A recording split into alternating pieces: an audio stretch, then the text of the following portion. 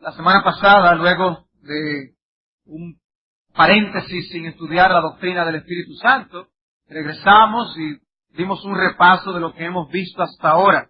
Y el punto donde nosotros nos encontramos estudiando la doctrina del Espíritu Santo es el punto de los dones del Espíritu.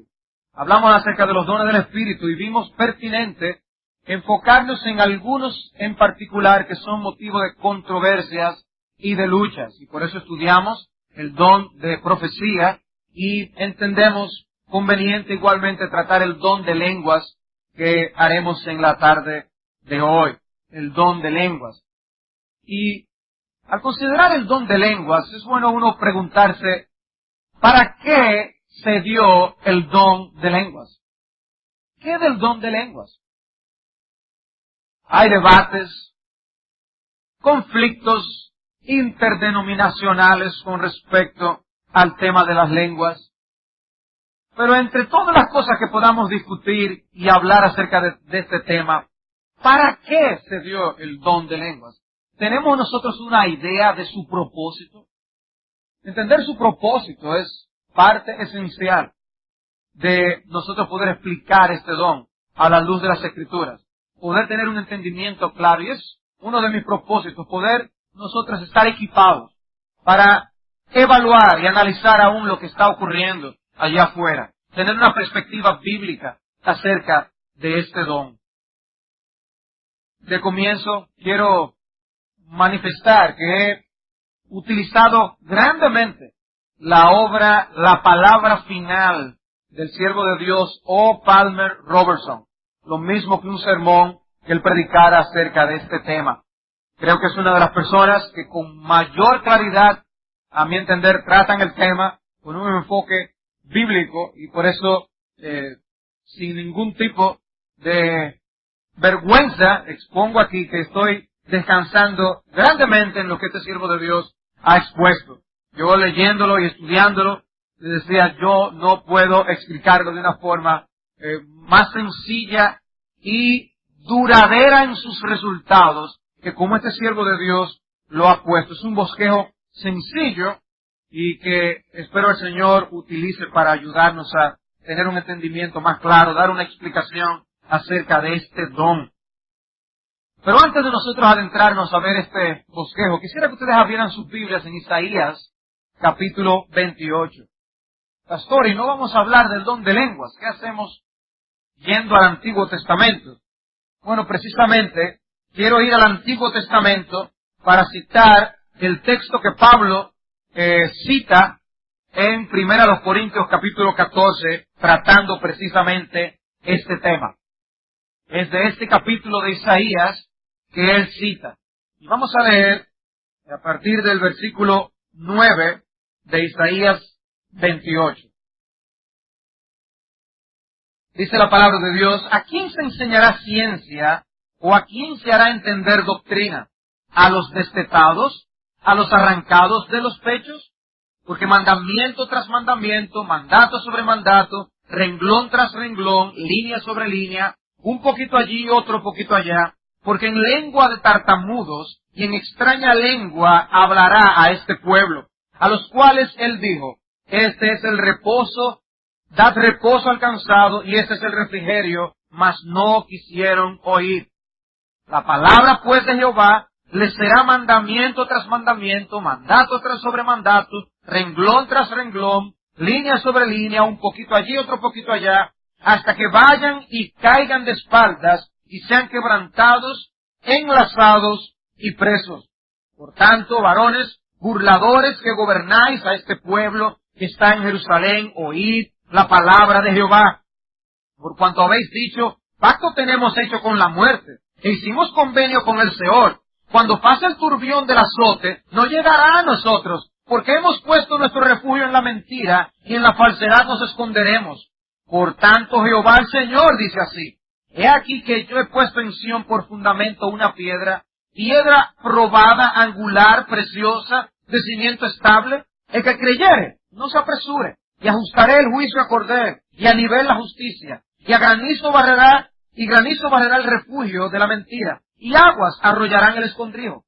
y será anulado vuestro pacto con la muerte, y vuestro convenio con el Seol no será firme. Cuando pase el turbión del azote, seréis de él pisoteados. Luego que comience a pasar, él os arrebatará, porque de mañana en mañana pasará, de día y de noche, y será ciertamente espanto el entenderlo oído. La cama será corta para poder estirarse, y la manta estrecha para poder envolverse. Porque Jehová se levantará como en el monte Perasín, como en el valle de Gabaón se enojará, para hacer su obra, su extraña obra, y para hacer su operación, su extraña operación. Algunos ven el don de lenguas como una señal de renovación en el espíritu, y se le da un énfasis más positivo que negativo al don de lenguas, en la forma como se ve. Y se trata de llamar al uso y al descubrimiento de este don. Se incentiva la utilización de este don como una señal de renovación espiritual. Pero ¿cómo nosotros debemos evaluar el fenómeno moderno de las lenguas? Bueno, nuestro canon de evaluación no debe ser la experiencia. Muchas veces, aún dentro de eruditos que tratan este tema, parte de sus argumentos son experimentales, son derivados de sus emociones. Ellos se han sentido bien usándolo. Ellos se sienten cerca de Dios. Pero hermanos, a la hora de nosotros evaluar cualquier tema, nosotros debemos ir a las Escrituras y evaluarlo por los principios de la palabra de Dios, no por las emociones ni por nuestras experiencias. Cuando vamos a la información bíblica acerca de este tema, nosotros vamos a observar que lo que hoy se practica y que se llama don de lenguas no es el don de lenguas que la Biblia nos enseña. Si tú estás aquí y todavía hasta el momento tú sí lo crees, por favor no apagues el receptor del radio. No te apagues, no cierres tus oídos, porque queremos ver qué dice la Escritura al respecto. Queremos ver para qué dio Dios el don de lenguas. Porque el propósito divino es lo importante. El propósito divino es lo esencial. Y hay 4 cosas que yo quiero ver con respecto a las lenguas. Que las lenguas del Nuevo Testamento eran instrumentos de revelación. Que las lenguas del Nuevo Testamento eran idiomas extranjeros, idiomas. Que las lenguas del Nuevo Testamento eran para consumo público. Y que las lenguas del Nuevo Testamento servían de señal en la historia de la redención. Esas 4 cosas. Veamos entonces en primer lugar que las lenguas del Nuevo Testamento eran instrumentos de revelación. Si eso es así, si el don de lenguas era usado por Dios para traer su voluntad a su pueblo, revelar su voluntad, entonces el don de lenguas que se practica hoy no es el mismo que el del Nuevo Testamento. Porque hoy no se ventila este don de esta manera. De hecho, aún en círculos ortodoxos tratan el tema del don de lenguas.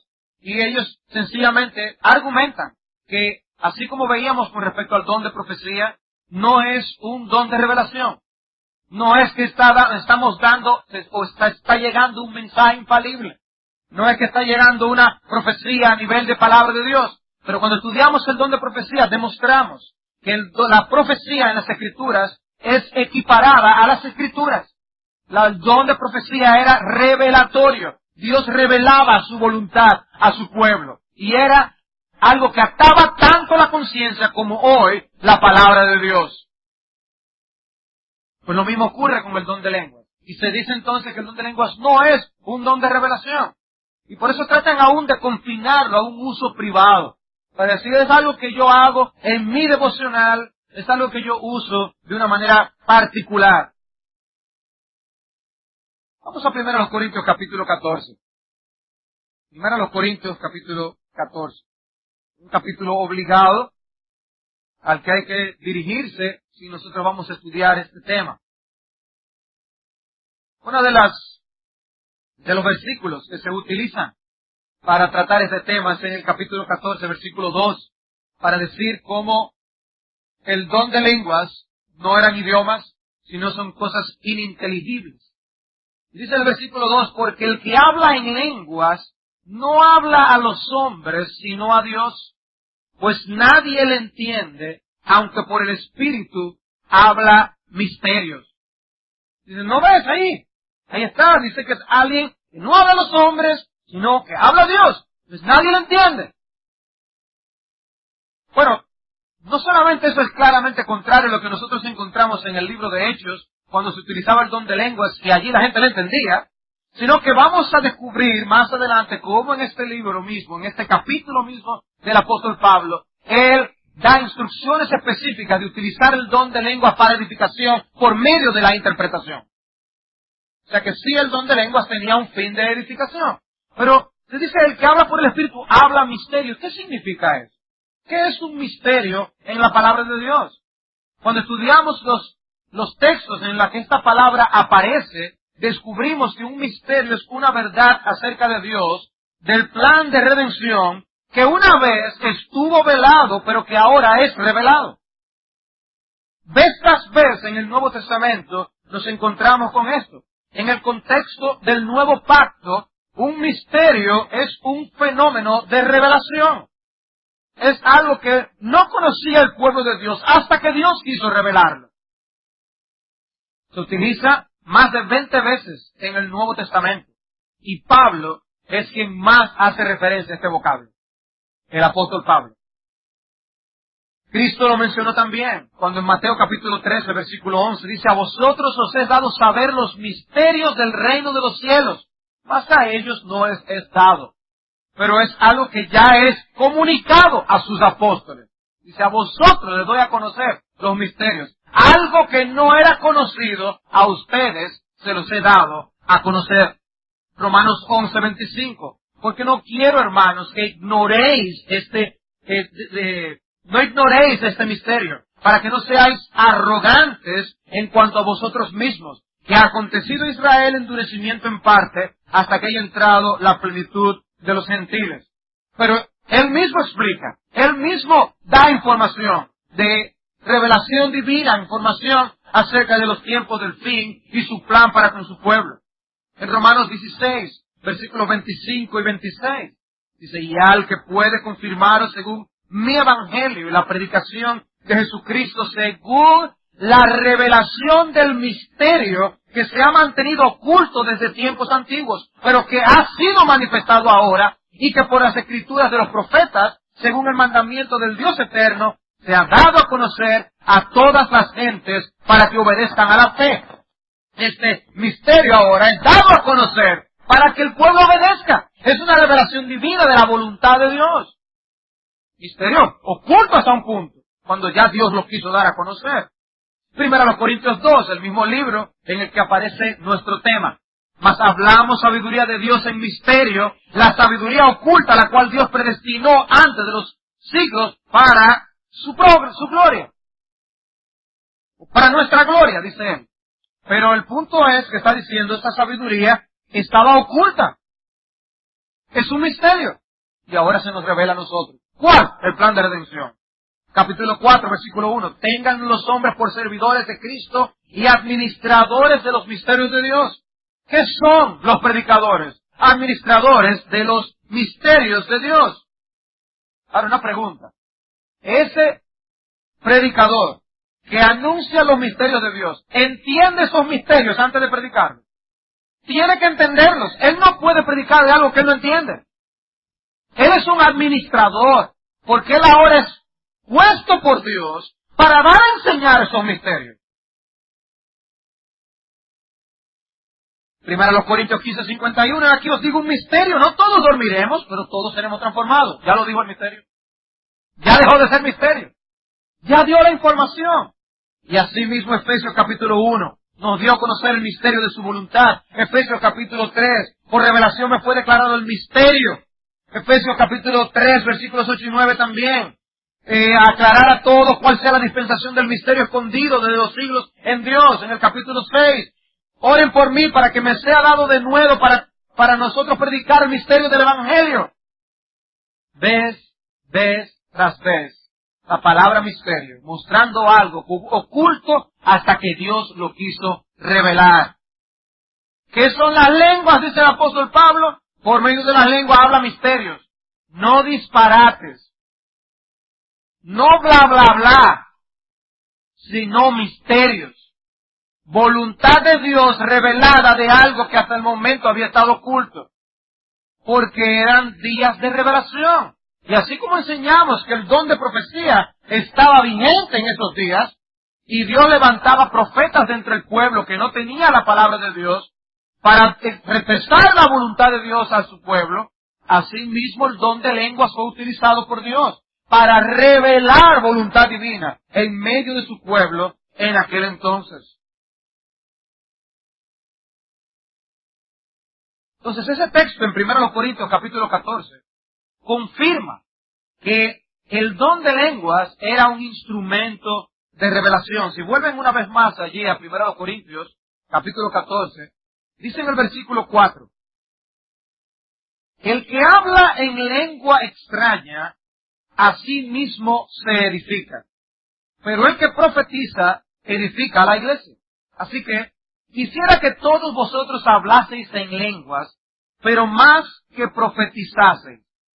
Porque mayor es el que profetiza que el que habla en lenguas, a no ser que las interprete, para que la iglesia reciba edificación.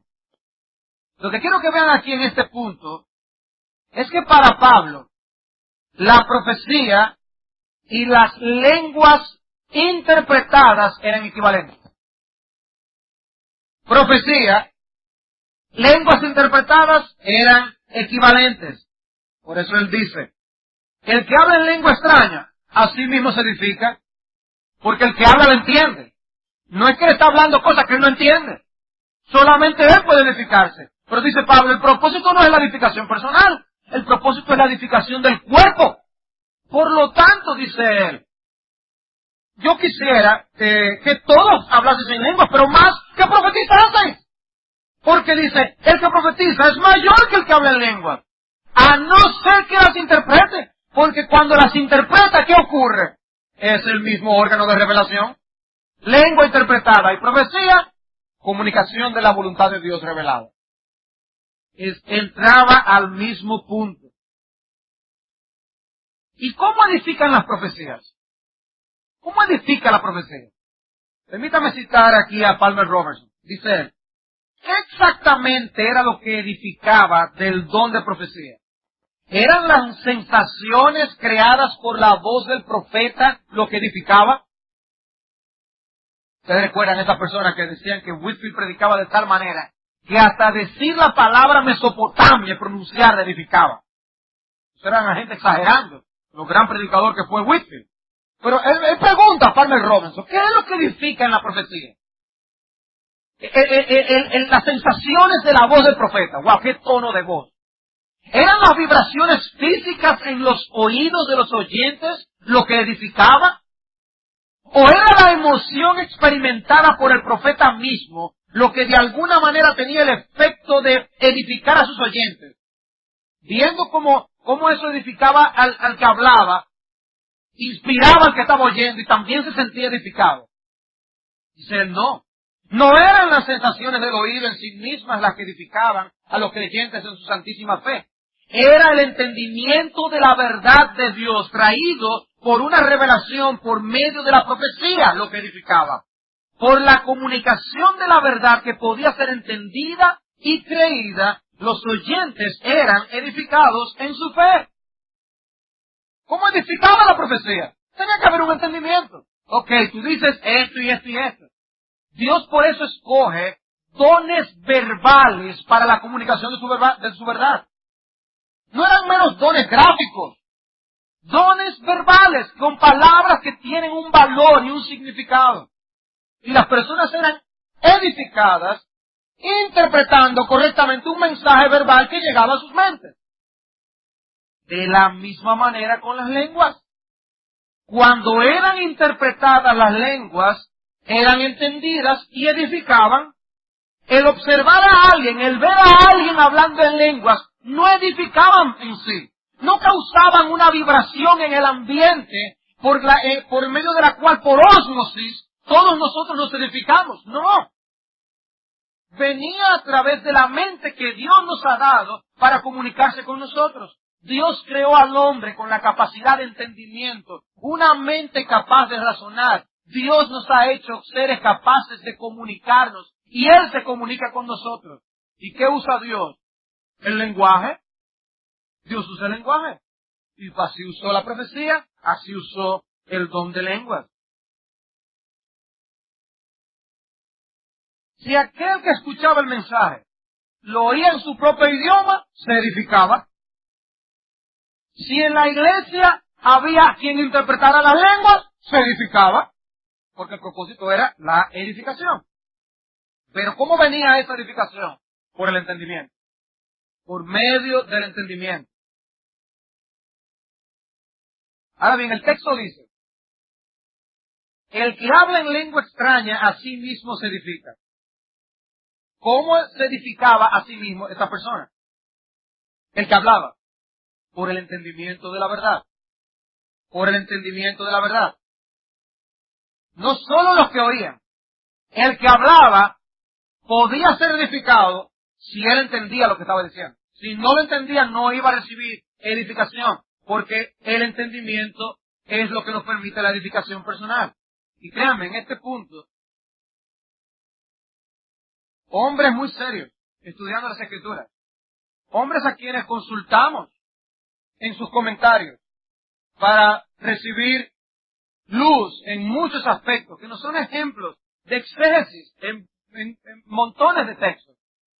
A la hora de tratar este punto, son capaces de decir con una tranquilidad pasmosa que el texto está hablando de una posibilidad de edificación independientemente del entendimiento. Y hermanos, eso es una declaración peligrosa. Es una declaración peligrosa. Dios nos edifica por medio del entendimiento de la verdad. Cualquier otra cosa abre un abanico de posibilidades en la que cada quien puede decir, esto yo siento que es mensaje de Dios. En 1 Corintios 14 el tema es la edificación. La gran preocupación de Pablo era, necesitamos ser edificados. Necesitamos usar los dones para edificación. Esa es su gran preocupación en 1 Corintios 14. Vean una vez más. Dice en el versículo 3. El que profetiza habla a los hombres para edificación, exhortación y consolación. El que habla en lengua extraña, así mismo se edifica. Pero el que profetiza, edifica a la iglesia. Noten, él está tratando la edificación, la edificación. Por eso, si no hay quien interprete, va a haber problemas. Dice al final del versículo 5, a no ser que las interpreta para que la iglesia reciba ¿qué? Edificación. Ahora pues, hermanos, si yo voy a vosotros hablando en lenguas, ¿qué os aprovechará si no os hablaré con revelación o con ciencia o con profecía o con doctrina? ¿Qué es lo que necesita la iglesia? Edificación. Versículo 7. Ciertamente. Y miren la comparación que él da aquí. Ciertamente. Las cosas inanimadas que producen sonidos como la flauta o la cítara, si no dieren distinción de voces, ¿cómo se sabrá lo que se toca con la flauta o con la cítara? Y si la trompeta diere sonido incierto, ¿quién se preparará para la batalla? Así también vosotros. Si por la lengua no diereis palabra bien comprensible, ¿cómo se entenderá lo que decís? Porque hablaréis al aire. Tantas clases de idiomas hay, seguramente en el mundo, y ninguno de ellos carece de significado. Pero si yo ignoro el valor de las palabras, seré como extranjero para el que habla. Y el que habla será como extranjero para mí. No hay edificación. Nos quedamos en el aire. Así también vosotros, pues que anheláis dones espirituales, procurad abundar en ellos para edificación de la iglesia. ¿Cuál es el tema? Edificación. Cosas entendibles. El don de lenguas era un medio de revelación de la voluntad de Dios, del contenido de la verdad de Dios. Era algo que se podía entender y que Dios usaba para edificación. Dice entonces en el versículo 13, por lo cual, el que habla en lengua extraña, pida en oración poder interpretarla. O si esto se aplicara más a lo que se usa en el día de hoy. O si eso se aplicara. Porque si yo oro en lengua desconocida, mi espíritu ora, pero mi entendimiento queda sin fruto. Y veremos qué significa esto aquí en un instante. ¿Qué pues? Oraré con el espíritu, pero oraré también con el entendimiento. Oraré con el espíritu, pero oraré también con el entendimiento. Cantaré con el espíritu, pero cantaré también con el entendimiento. Entendimiento. Porque si bendices solo con el espíritu el que ocupa lugar de simple oyente, ¿cómo dirá el amén a tu acción de gracias? Pues no sabe lo que has dicho. Porque tú a la verdad bien das gracias, pero el otro no es edificado. Ok, yo sé Swahili. Y yo vengo aquí y hablo en Swahili y le doy gracias a Dios. Digo, y Señor, yo te doy gracias por esto y por esto y por aquello y lo otro. Y ustedes con los ojos como dos pollos viendo como un pollo viendo televisión, como decimos nosotros. ¿De qué será que está hablando el pastor? Es lo que está diciendo aquí. Tú bien das gracias, yo estaría dando gracias en Swahili. Y Dios lo oye bien. Dice, pero el otro no es edificado. El otro no es edificado. Tiene que haber edificación. ¿Ven el interés de Pablo en la edificación? La edificación. ¿Cómo edifica entonces el predicador? Antes que nada, por su propio entendimiento de la verdad. Si yo no tengo el entendimiento de la verdad, no lo voy a poder comunicar. La iglesia se va a edificar por un predicador que entiende el contenido de su mensaje. Puede transmitir una verdad en un lenguaje entendible para los demás. Si él no lo entiende, imagínense qué ocurrirá con los demás. Con las lenguas ocurre algo similar. Si la persona que hablaba en lenguas no podía interpretar lo que decía, el entendimiento suyo y de sus oyentes quedaría sin fruto. Pero hoy en día se aboga por ese uso individual en el que no participa el entendimiento. No, el entendimiento no participa de eso. Lo que ocurre es una edificación paralela al entendimiento, lado a lado, pero no usa el entendimiento. Y yo argumento, no, Dios dio dones verbales, porque esas palabras, como dice Pablo aquí, tienen un valor. Y ese valor es el que nosotros usamos para decir esto es esto y esto es aquello. Amén. Ese es el argumento paulino aquí. Contrario a lo que muchos piensan hoy, el que hablaba en lenguas entendía lo que decía. De otro modo no podía edificarse. Si el que hablaba se edificaba sin entender lo que decía, oigan esto, si el que hablaba podía edificarse sin entender lo que decía, ¿también se puede edificar la congregación del mismo modo? Si el que tiene el don de lengua habla en lengua sin entender lo que dice y se edifica personalmente sin entender lo que dice, ¿por qué la iglesia no? ¿Por qué la iglesia no se edifica también sin entender lo que dice? Igual que él. Para que un mensaje sea edificante, tiene que ser inteligible. Porque si yo oro en lengua desconocida, mi espíritu ora, pero mi entendimiento queda sin fruto. Esa frase allí, mi entendimiento queda sin fruto. Una versión lo traduce, mi entendimiento es improductivo. Haciendo referencia a lo que no produce frutos en la congregación. No produce frutos en la congregación. Y así lo interpreta muy bien en su comentario Charles Hodge. Porque se quiere proponer un contraste entre lo que es mi espíritu y lo que es el entendimiento, como si los dos fueran contradictorios necesariamente. Pero un texto como Marcos 2.8 dice, conociendo luego Jesús en su espíritu, que cavilaban de esta manera dentro de sí mismo, les dijo, ¿por qué caviláis así en vuestro corazón? O sea que su espíritu también tenía entendimiento. El espíritu de Jesús tenía capacidades de conocimiento. Y el nuestro también. Queda sin fruto. Queda sin fruto en la congregación. Porque nadie va a entender. No se van a edificar. Y dice Pablo que deben ser capaces de decir el amén. ¿Cuándo es que nosotros decimos el amén? Y hermano, hay que decir amén. Cuando entendemos lo que se dice. Cuando entendemos lo que se dice, ¿verdad? A una persona que va a tu casa y te llega a cobrarte y dicen, yo vengo aquí a cobrar una deuda que usted tiene. ¡Amén! Usted dice eso. Ah, pues no entendiste. No, nosotros entendemos el mensaje.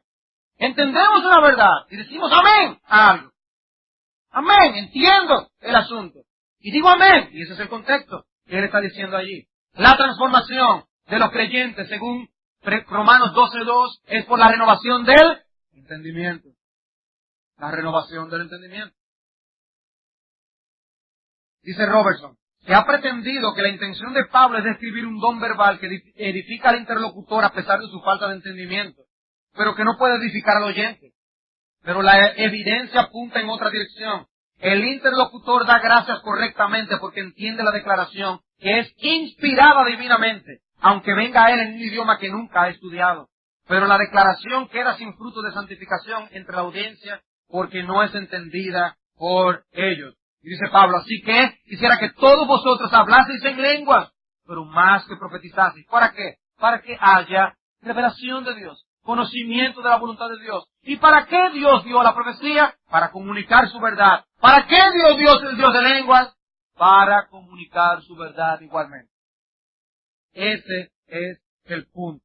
De manera que a menos que estemos dispuestos a decir que las lenguas que se hablan hoy son revelación divina al mismo nivel de la profecía de las Escrituras, no podemos decir que se tratan de las lenguas del Nuevo Testamento. Si son las mismas, es porque la revelación divina continúa entonces. Porque las lenguas del Nuevo Testamento eran revelatorias. El don de lenguas era un instrumento de revelación divina. Pero no solamente las lenguas eran instrumentos de revelación. En segundo lugar, las lenguas del Nuevo Testamento eran idiomas extranjeros. Las lenguas del Nuevo Testamento eran idiomas extranjeros. Habiendo visto el punto anterior, queda descartado muchísimo de lo que hoy se llama don de lengua. Pero añadimos este punto. Son idiomas extranjeros. ¿Qué vemos nosotros en Hechos capítulo 2? Que es donde ocurre el evento, por primera vez, Pentecostés. Allí dice que todos fueron llenos del Espíritu Santo y comenzaron a hablar en otras lenguas según el Espíritu les daba que hablasen. ¿Y qué empezaron a hablar ellos? El idioma de los judíos helénicos que estaban visitando Jerusalén en el tiempo de Pentecostés. ¡Qué casualidad! El Espíritu espera precisamente el día en que Jerusalén está llena de judíos de otros lugares para que ocurra el evento de Pentecostés. ¡Qué interesante! Una manera de dispersar el Evangelio.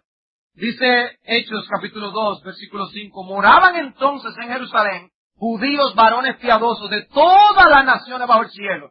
Y hecho este estruendo se juntó la multitud y estaban confusos porque cada uno les oía hablar en su propia lengua. Y estaban atónitos y maravillados diciendo, mirad, no son galileos todos los que hablan. No suena con el acento galileo, pero están hablando en mi idioma. Dice, ¿cómo pues oímos nosotros hablar cada uno en nuestra lengua en la que hemos nacido?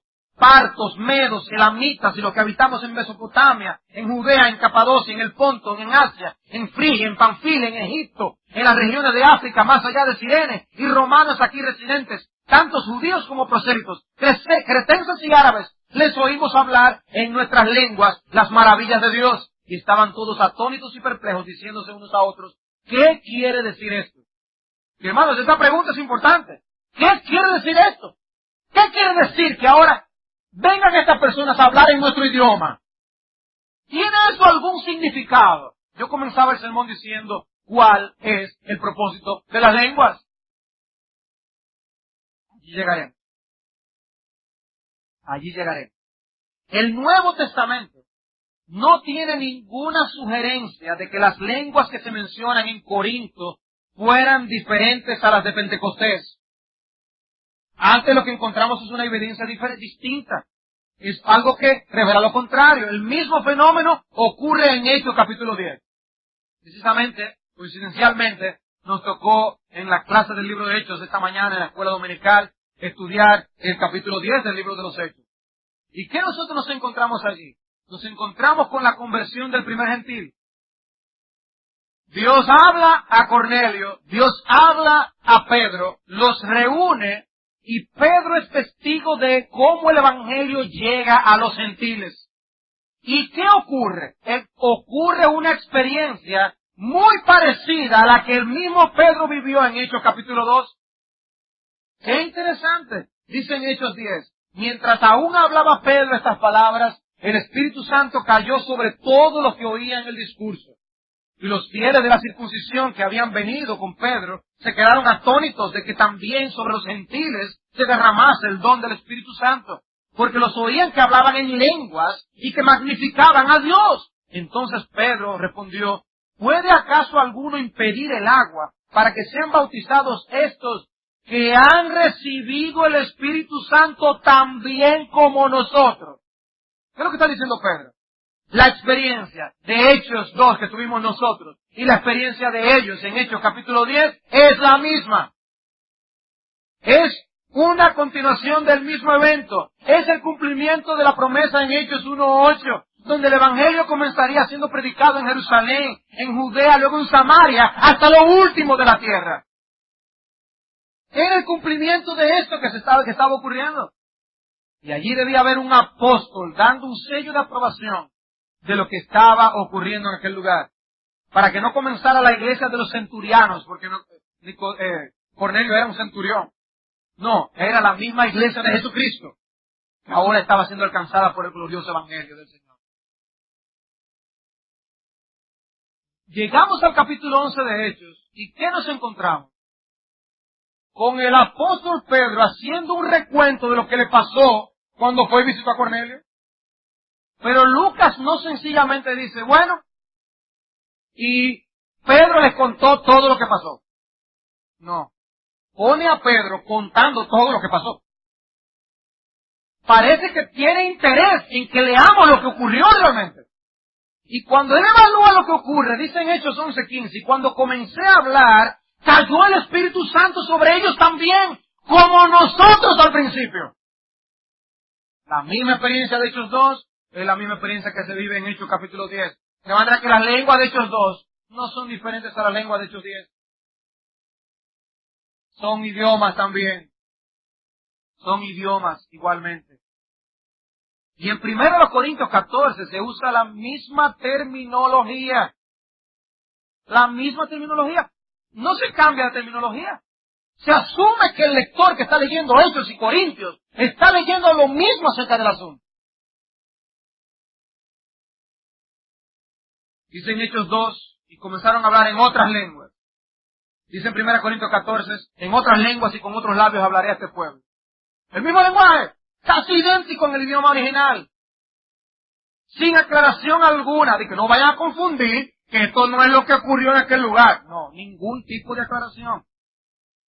Y 1 Corintios 14 cita un pasaje del Antiguo Testamento en el que claramente se está haciendo referencia a otros idiomas. Es el texto de Isaías capítulo 28 que yo les leí a ustedes al principio. Eso significa que o Pablo estaba haciendo un uso equivocado de Isaías 28, o las lenguas de 1 Corintios realmente eran otros idiomas. Otros idiomas, igual que lo que ocurrió en Hechos 2. Además, las lenguas de 1 Corintios 14 eran traducibles, había quien interpretara, y si se podían interpretar y traducir, porque eran idiomas. Dice Sam Waldron, en uno de sus libros, el significado de hablar en lenguas en el Nuevo Pacto, en la historia bíblica, es destruido, a no ser por la suposición de que eran otros idiomas. Solo el don de hablar otros idiomas revoca a Babel y trae reconciliación a las naciones. ¿Qué está diciendo Sam Waldron? ¿Qué ocurrió en Babel? La confusión de los idiomas. ¿Qué ocurre en Pentecostés?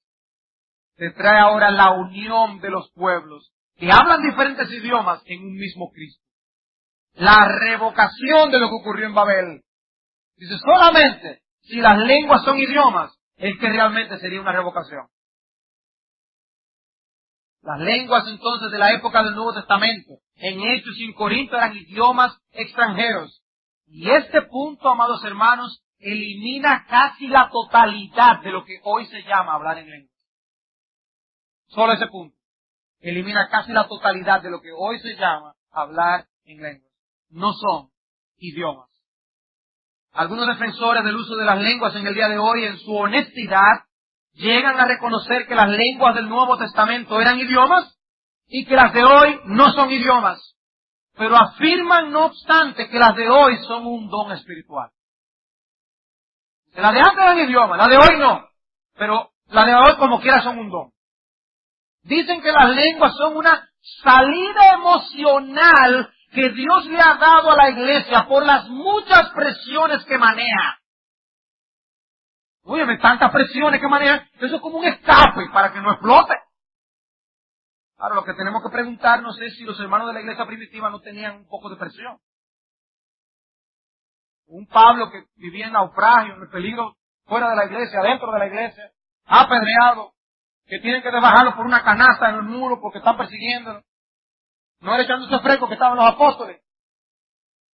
Y ellos no hubieran tenido también una salida emocional también. No, yo creo que eso es un argumento que puede dar lugar a muchas cosas que podemos meter en esos dones emocionales. En tercer lugar, no solamente eran idiomas. Las lenguas del Nuevo Testamento eran para consumo público, no para uso privado. Las lenguas del Nuevo Testamento eran para el consumo público, no para uso privado. ¿Qué son los dones? Los dones son capacidades especiales del Espíritu Santo para que nos ministremos y nos sirvamos los unos a los otros. Y todos fueron dados para provecho, como dice el apóstol Pablo. Todos fueron dados para provecho. El provecho de la iglesia. Dice 1 Corintios 12, versículos 4 al 7. Ahora bien, hay diversidad de dones, pero el Espíritu es el mismo. Y hay diversidad de ministerios, pero el Señor es el mismo. Y hay diversidad de operaciones, pero Dios que hace todas las cosas en todos es el mismo. Pero a cada uno les da la manifestación del Espíritu para provecho. El provecho del cuerpo. Sí mismo también cuando Pedro hace referencia a los dones, 1 de Pedro 4:11, cuando Pablo habla de los dones, Romanos capítulo 12, la enseñanza es que los dones son para el beneficio de los demás hermanos. Y por eso la imagen del cuerpo que la Biblia usa, donde el ojo no se sirve a sí mismo, el ojo sirve al cuerpo entero, donde la mano no se sirve a sí misma, sino que sirve al cuerpo entero. Pero nos preguntamos, ¿por qué hay ciertamente textos al que hay que buscar explicación en 1 Corintios capítulo 14? ¿No parece Pablo decir que él usaba el don de una manera privada? En un texto como 1 Corintios 14, versículos 18 y 19, dice en 1 Corintios 14, 18, doy gracias a Dios, porque hablo en lenguas más que todos vosotros. Sin embargo, en la iglesia prefiero hablar 5 palabras con mi entendimiento para instruir también a otros, antes que 10,000 palabras en lenguas. Y aquí cómo esto es tomado. Dicen, bueno, aquí Pablo está haciendo un contraste entre lo que él hace en su vida privada y lo que hace en su vida pública. Ese es el argumento que usan algunos. Dice, en cuanto a la iglesia, prefiero hablar 5 palabras con entendimiento. En cuanto a mi vida personal, yo hablo más que todos ustedes. Así lo toman y lo interpretan algunos este pasaje. Pero el contraste del texto no es entre usar el don en privado o usarlo en público, sino entre los corintios con su obsesión con respecto a los dones extraordinarios y el interés que tenía Pablo del bienestar de la iglesia. Pablo está amonestando a estos hermanos porque ellos querían hacer un espectáculo, una ostentación de los dones que ellos tenían. Y Pablo está diciendo, no, mis hermanos, procurad los dones que traigan edificación. Procuren edificar al pueblo de Dios. En lo que tiene que ver con ellos, dice, Pablo habla mucho más. En lo que tiene que ver con la iglesia, prefiere hablar 5 palabras con el entendimiento. Si es contrastándome con ustedes, yo hablo más que ustedes. En cuanto a lo que tiene que ver con la iglesia, yo hablo 5 palabras, prefiero hacerlo con el entendimiento. Ustedes hacen alarde. Yo no prefiero hacer ese alarde. Yo prefiero hablar palabras claras que edifiquen a la congregación. Y Pablo les muestra que estaban siendo dominados por un deseo de sobresalir y no por un deseo de edificar al pueblo de Dios. Lo que hoy se practica no es lo mismo que el don de lenguas del Nuevo Testamento. Cito una vez más a Pablo Robertson. El endoso de la idea de un don privado de lenguas puede conducir a la siguiente situación particular. Y encontré esto muy interesante. Se está imaginando el caso de una persona que tiene deseo de servir al Señor. Y le dicen, bueno, pues vamos a chequear tus dones. Y él dice, supón que un hombre afirma sentir un llamado al ministerio. La iglesia responde indicando su deseo de probar sus dones. Él afirma que a su juicio tiene el don de predicación, de modo que la iglesia prueba su don. ¿Ok? Predica. Dice que cree tener el don de administración, y la iglesia igualmente prueba ese don. Pero, ¿y qué si este candidato al ministerio del Evangelio declara que también tiene el don de lenguas? ¿Probará la iglesia ese don? ¿O concluirá que por cuanto es un don privado no puede ser probado? Esa sería una circunstancia muy extraña.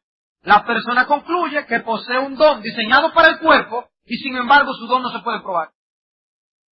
Dice, oye, eso pondría una situación muy extraña. Pondría una situación muy extraña de alguien que tiene un tremendo don, pero nadie lo puede chequear porque lo hace solo.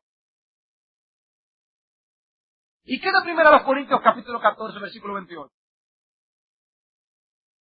Dice en el versículo 28, y si no hay intérprete, calle en la iglesia y hable para sí mismo y para Dios.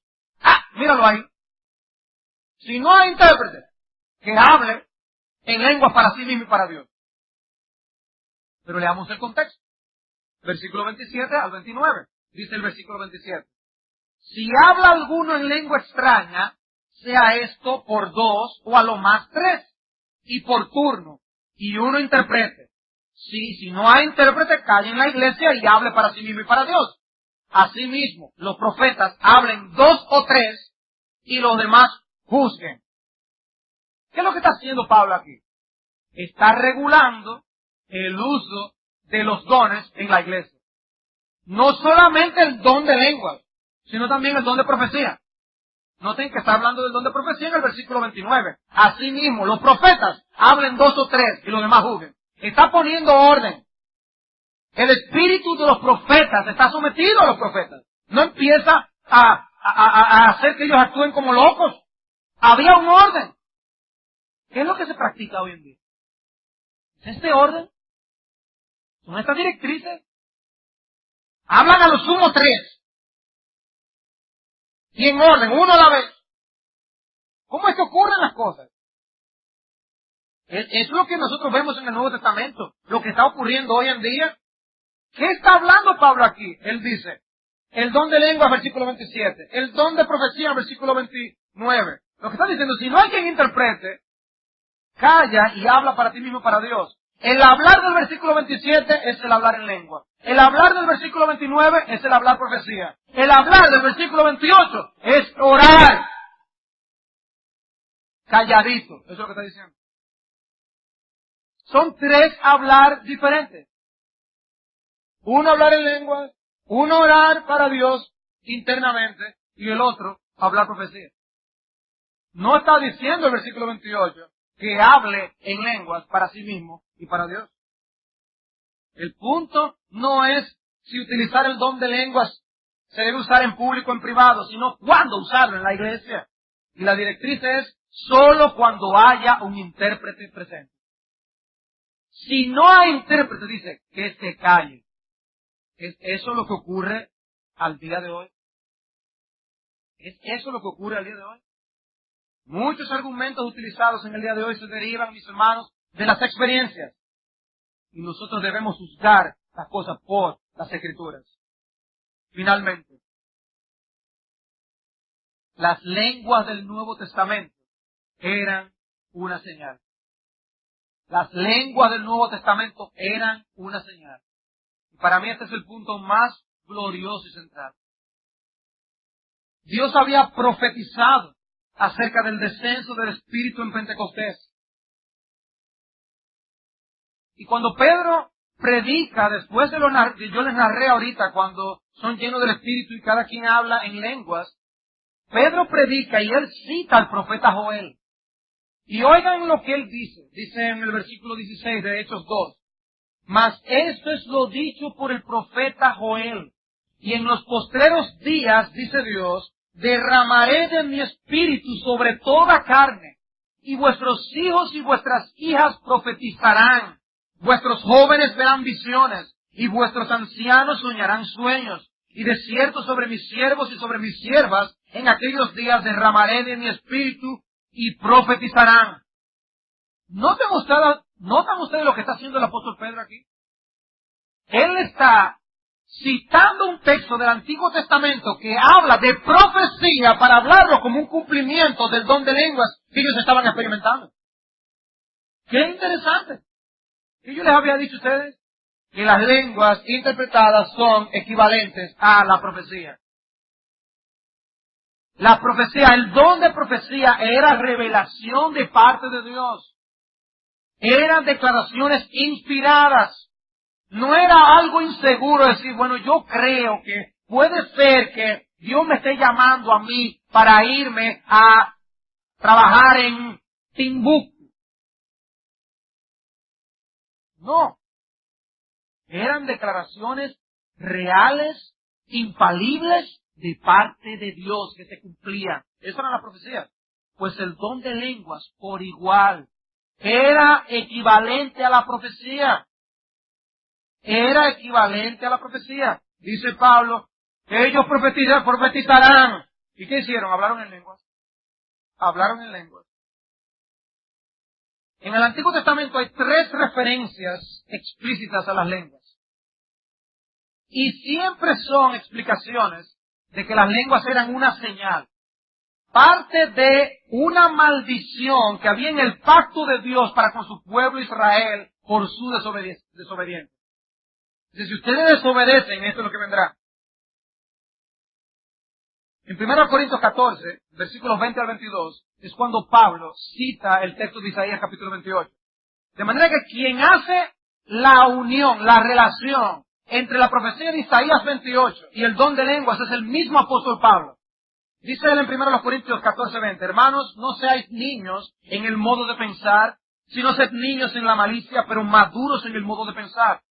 En la ley está escrito, en otras lenguas y con otros labios hablaré a este pueblo, y ni aun así me oirán, dice el Señor. Así que las lenguas son por señal, no a los creyentes, sino a los incrédulos. Pero la profecía no a los incrédulos, sino a los creyentes.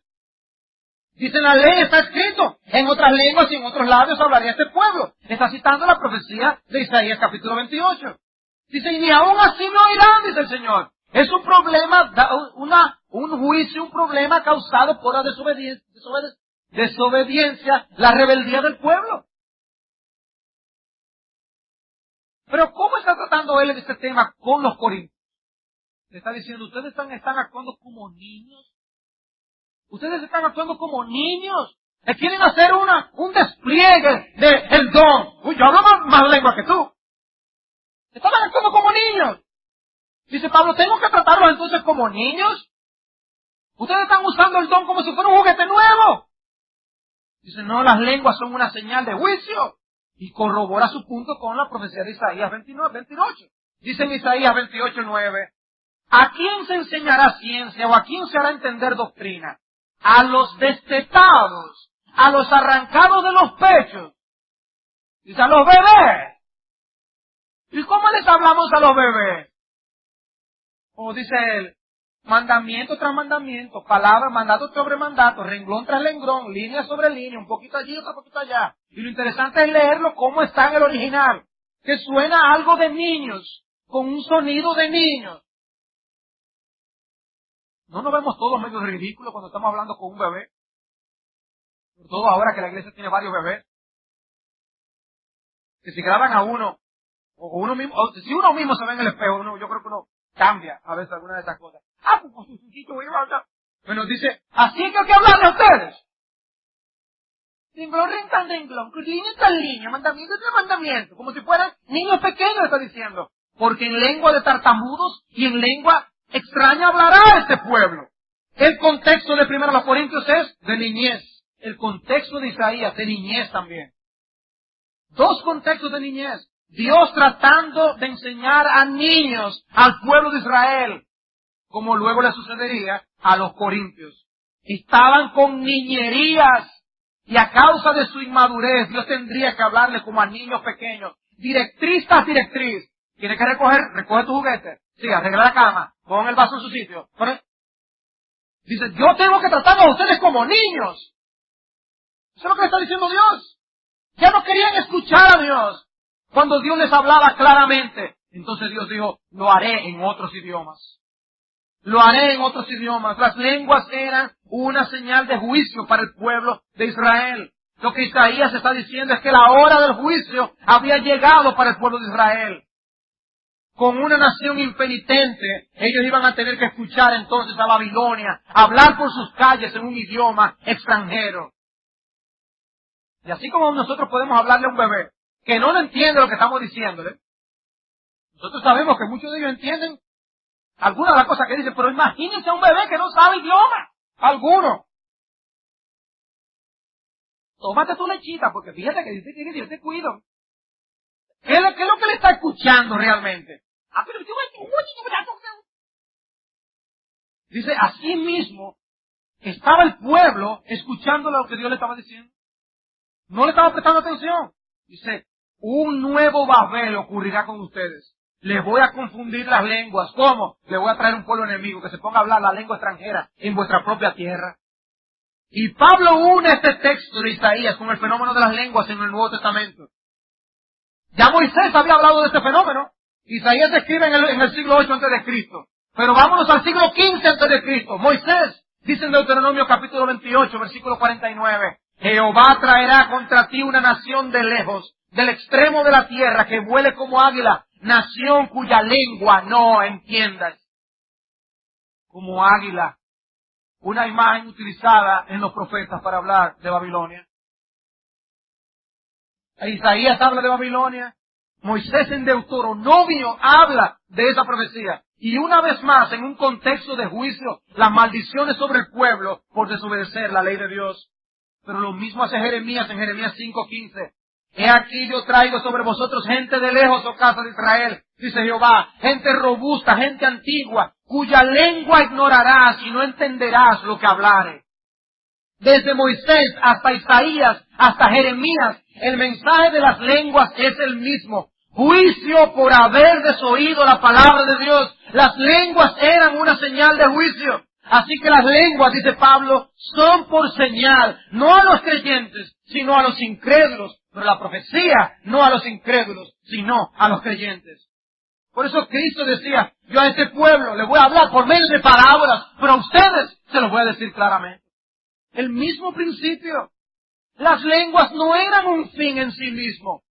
Por eso yo le preguntaba al principio, ¿cuál es el propósito de las lenguas? ¿Cuál es el propósito de las lenguas? Eran una señal que apuntaba para algo más, que nos advierte de un peligro que se acerca. Y en el caso de lo que ocurre en Hechos capítulo 2, servían de señal en la historia de la redención, indicando que Dios estaba llevando a cabo un cambio profundo en la historia de la salvación. Encontramos en Hechos capítulo 2 que empieza el cumplimiento de la promesa del Espíritu Santo, de que la obra de Dios llenaría toda la tierra, hasta lo último de la tierra. Y hoy estamos aquí nosotros, amados hermanos, por el cumplimiento de esa bendición. En español está la palabra de Dios. En español nosotros adoramos a nuestro Señor Jesucristo. En español. Y Él escucha nuestra adoración en los cielos y Él es glorificado. Y eso comenzó precisamente con el descenso del Espíritu Santo en Pentecostés.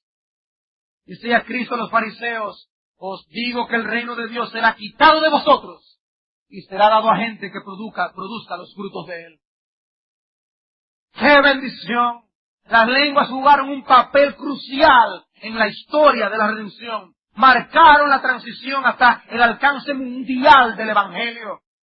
Por eso el Señor tuvo que decirle a Pedro, Pedro, mata y come. Señor, es que yo nunca he comido nada inmundo. Pedro, mata y come. Y luego el varón de Cornelio dice, ahora entiendo que el Señor no hace excepción de personas. Y aquí estás tú.